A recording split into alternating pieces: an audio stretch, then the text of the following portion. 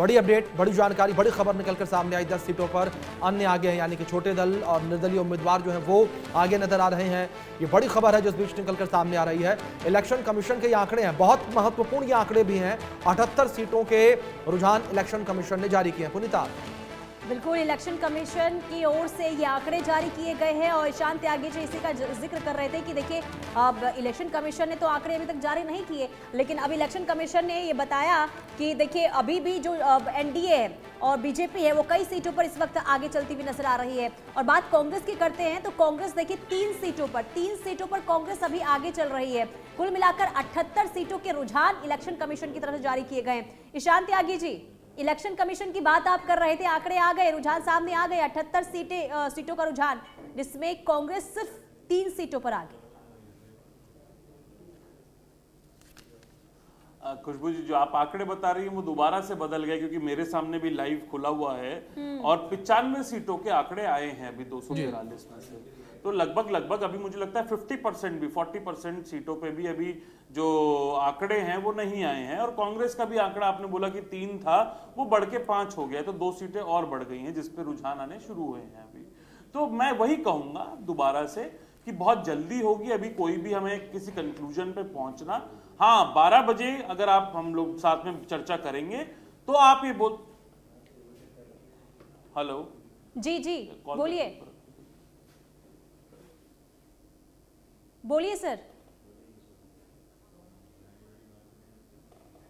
और इस बीच हमारे साथ बीजेपी से भी जो स्पोक्स पर्सन है हमारे साथ लगातार बनी हुई है, उनका रुख करेंगे। अगर बात यहाँ पर इन नतीजों को लेकर हम जिस तरीके से कर रहे हैं, रुझानों को लेकर कर रहे हैं, लेकिन क्या इस बीच आपको लगता है कि जिस तरीके से जीत की तैयारियां पहले से की जा रही थी, जो आरोप लगाए जा रहे हैं आरजेडी के द्वारा और दूसरी ओर कांग्रेस के द्वारा कि वोट चोरी हुई है, ईवीएम में अगर गड़बड़ी नहीं हुई, अगर वोटों की चोरी नहीं की गई और जो मतों की गिनती है उसमें गड़बड़ी अगर नहीं हुई, तो हमारी जीत निश्चित है?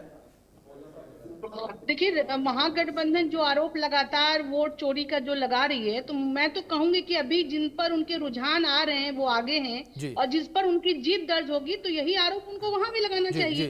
अब बिल्कुल आऊंगा मैम मैं आपके पास, लेकिन इस बीच एक बड़ी खबर निकलकर सामने आई है। अपडेट है महुआ से, तेज प्रताप यादव लगातार पीछे हैं।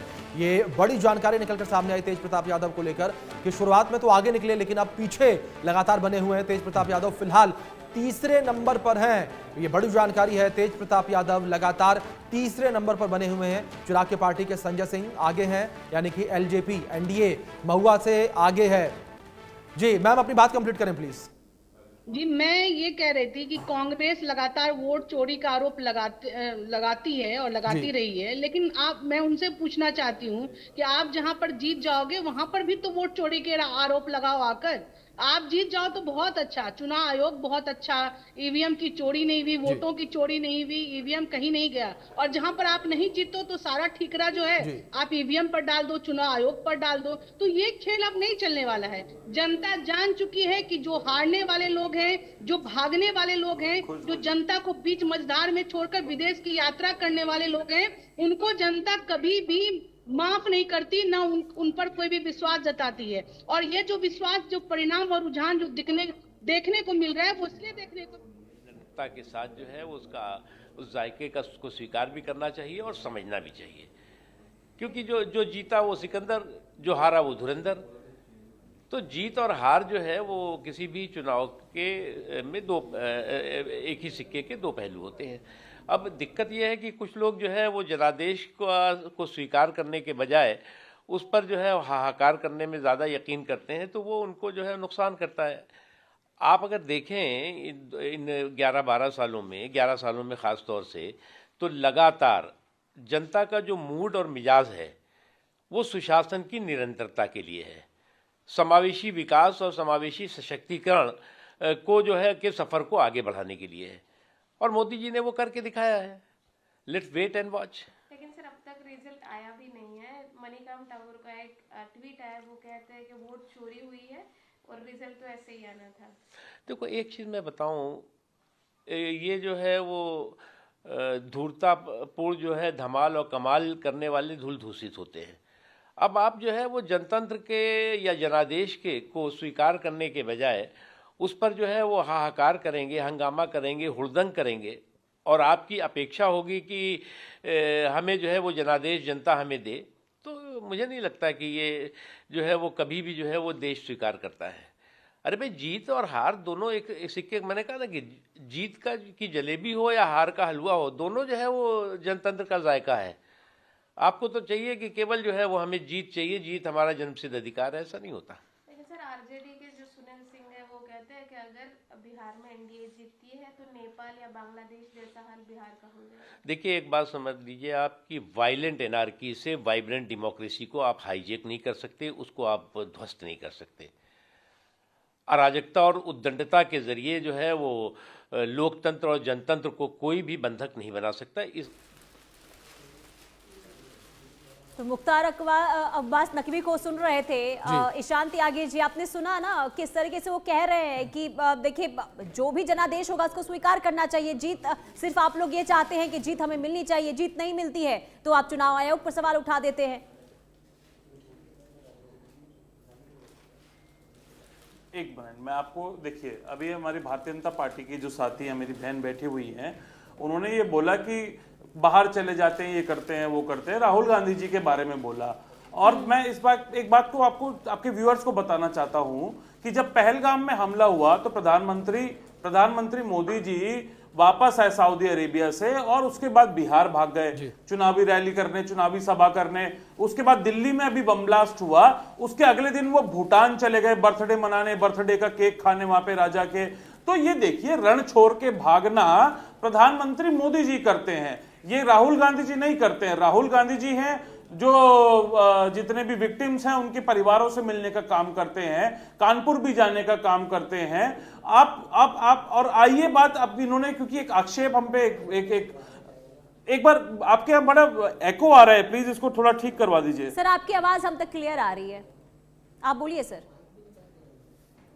खुशबू जी, देखिए, मैं बोलता हूं इस बात पे कि वोट चोरी का जो हमने आरोप लगाया, अभी हमारी बहन यहाँ बैठी हुई है, उन्होंने कहा जहां जीत जाते हैं वहां पे वोट चोरी का आरोप नहीं लगाते, वहां सब कुछ ठीक हो जाता है। जाके आप देखकर आइए और आंकड़े ये देखिए कि हमने जब वोट चोरी का आरोप कर्नाटक में लगाया, उस सीट पे हम जीते हुए थे, हम जीती हुई सीट पे भी वोट चोरी का आरोप लगाते हैं। और राहुल गांधी जी ने बड़े स्पष्ट रूप से आंकड़ों के साथ, एक फैक्ट के साथ, हरियाणा में जो वोट चोरी करी गई, जो व्यवस्था बैठाई गई, उस पर सवाल उठाने का काम। ठीक है, पुनीता, मैं एक चीज में और ऐड करना चाहूंगा त्यागी जी, मैं एक सवाल इस बीच आपसे और ऐड करना चाहूंगा। मैं उन राज्यों को लेकर बात करूंगा जिन राज्यों में आप लोगों की सरकार बनी, वहां पर आप लोगों ने कोई सवाल नहीं उठाया कि ईवीएम है कोई या कुछ हुआ चुनाव, मतलब अगर जहां आप लोग जीत गए तो ठीक, अगर हार गए तो वोट की चोरी हुई, ईवीएम हैक हो गई।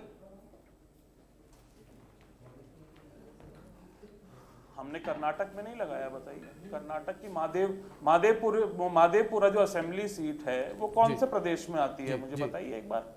आपको सवाल का जवाब खुद ही मिल जाएगा। भाई, मादेवपुरा कर्नाटक में आती है, कर्नाटक में हमारी सरकार है, लेकिन वहां पे हमने देखा किस तरह से एसआईटी की जांच में भी ये निकल कर आया कि 80-80 रुपए दिए गए थे। त्यागी जी आऊंगा, मैं हरियाणा को लेकर भी बात करूंगा आपसे मैं, लेकिन इस बीच एक बड़ी खबर निकलकर सामने आई है। लखीसराय सीट पर कांटे की टक्कर देखने को मिल रही है। लखीसराय सीट को लेकर ये अपडेट है, वहां कांटे की टक्कर देखने को मिल रही है।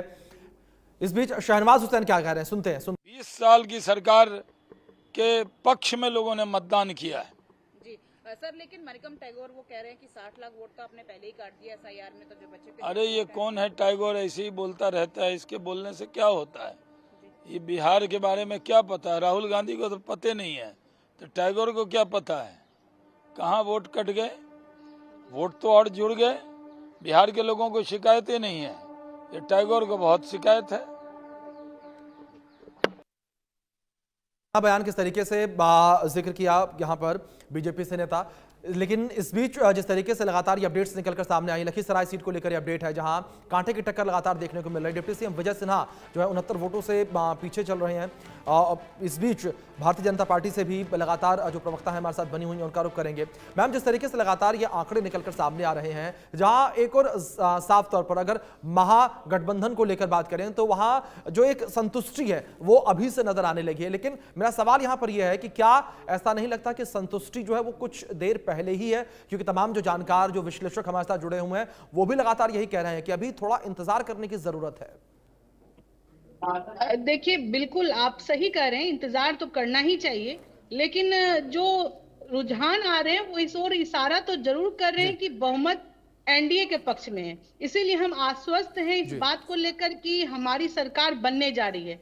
आंकड़ा जो दिख रहा है उससे वो ज्यादा भी हो सकता है कि उससे थोड़ा बहुत कम भी हो, लेकिन परिणाम बिल्कुल तय दिख रहा है। जो टीवी स्क्रीन पर जो नजर आ रहा है, जो आंकड़े जो नजर आ रहे हैं, उस आधार पर मैं दावे के साथ कह सकती हूँ कि इस बार हमारी प्रचंड बहुमत की सरकार बनेगी और एनडीए के नेतृत्व में फिर से 5 वर्ष हम लोग बहुत ही सशक्त रूप से और स्थिर रूप से हम लोग सरकार चलाएंगे। और ठीक है मैम, सरकार बनने का दावा आप कर रही हैं, ठीक है, सरकार बनने का दावा जिस तरीके से आपने किया, मैं त्यागी जी का रुख करूंगा क्योंकि मुझे उनके पास जाना था। जिस तरीके से उन्होंने हरियाणा का जिक्र किया था, त्यागी जी आपने हरियाणा का जिक्र किया था, हरियाणा को लेकर मैं आपके पास आऊंगा। जिस तरीके से आपने कहा कि हरियाणा में भी जो दावे किए जा रहे थे, जो शुरुआती रुझान थे वो आप लोगों के पक्ष में थे, लेकिन नतीजे बदल गए। लेकिन मेरा सवाल यहां पर यह त्यागी जी कि हरियाणा में जो गुटबाजी देखने को मिली, कि आपको नहीं लगता कि उस गुटबाजी का असर था, वो नतीजे शैलजा ग्रुप अलग देखने को मिला, हुडा ग्रुप अलग देखने को मिला, और 1 साल से ज्यादा का समय लग गया आप लोगों को हरियाणा में नेता प्रतिपक्ष चुनने में, क्योंकि इतनी बड़ी गुटबाजी वहां पर, इतनी नाराजगी वहां पर।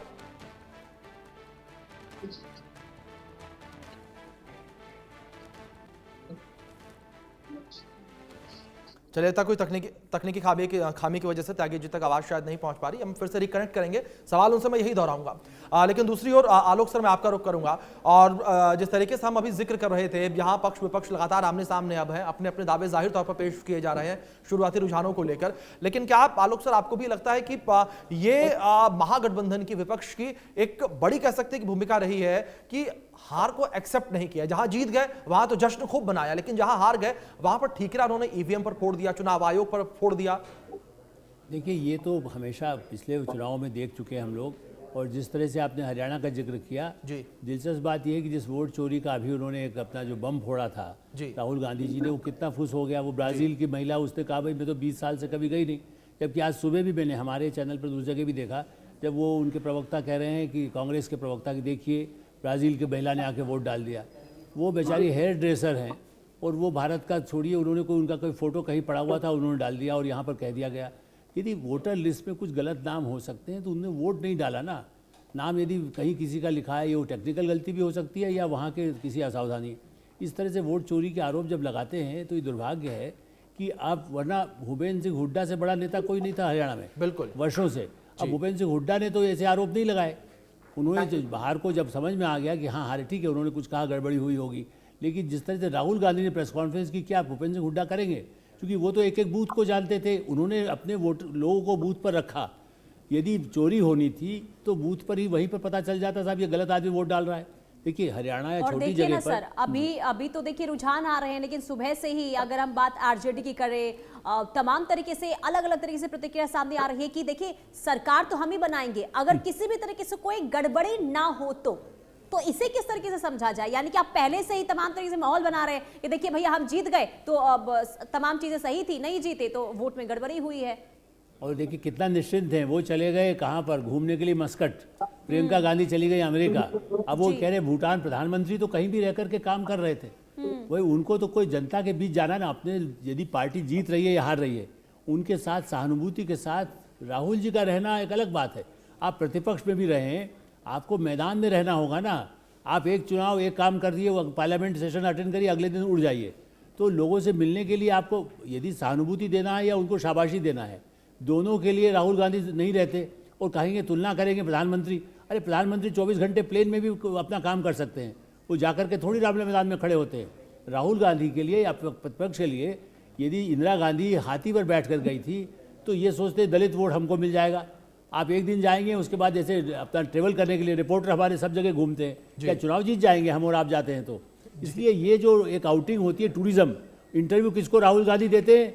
जो कभी आपको हमारे किसी चैनल को दिया अर्नब गोस्वामी के बाद, किसी को नहीं देते। वो केवल टूरिस्ट करने वाली जो वीडियो बनाती हैं टूरिज्म के डेवलपमेंट के लिए, अब वो टूरिज्म के लिए करेंगे तो नेचुरली उससे आधार पर वोट नहीं मिलेगा ना। जो ट्रेवल एजेंट है कल वही से हवाई जहाज थोड़ी चलाने लगेगा, तो वो तो ट्रेवल एजेंट का काम करते हैं। और पार्टी के वर्कर्स से न मिलना है न जुलना है, केवल बड़े बड़े अपने एक उनके ऐसे लोग हैं, जयराम रमेश, आज तक कोई चुनाव लड़े पंचायत का भी, अब वो नेता है, वो सलाह देंगे। वेणुगोपाल जो कांग्रेस के किसी नेता को जानते नहीं बिहार में, अब उनके हाथ में दे दिया गया। कितने आरोप लगे हैं, मुझे लोगों ने डिटेल्स दिया, मैं यहाँ नहीं बोलूँगा, 5-5 करोड़ रुपए टिकट के लिए मांग लिया बिहार जैसी जगह में जहां पर 40 सीट आपको लड़ना था। ऐसी स्थिति में मुझे लगता है कि यही दुर्भाग्य है कि कांग्रेस जो बड़ी पार्टी, हमारी तो सहानुभूति है। समन्वय नहीं है सर, ये कह सकते हैं समन्वय नहीं है, क्योंकि अभी देखिए ना, अब जब सीट बंटवारा हो रहा था कितनी माथापच्ची हुई, और इसके बाद नॉमिनेशन तक देखिए किस तरीके से बैठकों का दौर चला, और इसके बाद जाके सीट बंटवारा हुआ है। ठीक है, मैं आपके पास आऊंगी सर। बड़ी खबर का रुख कर लेते हैं। इलेक्शन कमीशन ने 147 सीटों के रुझान जारी कर दिए। इलेक्शन कमीशन की ओर से 147 सीटों के रुझान सामने आ चुके हैं, जिसमें 48 पर बीजेपी, 47 सीटों पर जेडीयू इस वक्त आगे चल रही है। ये रुझान है, हम रुझान आपको बता रहे हैं, जिसमें 23 सीटों पर आरजेडी और 7 सीटों पर कांग्रेस, और इलेक्शन कमीशन के ये आंकड़े हम आपको बता रहे हैं। और इलेक्शन कमीशन के आंकड़ों में भी इस वक्त बीजेपी आगे बढ़ती हुई नजर आ रही है। और साथ ही साथ आपको ये बता दें कि लगातार देखिए जिस तरीके से एक के बाद एक रुझान सामने आ रहे हैं, और ये जो नंबर है बहुत तेज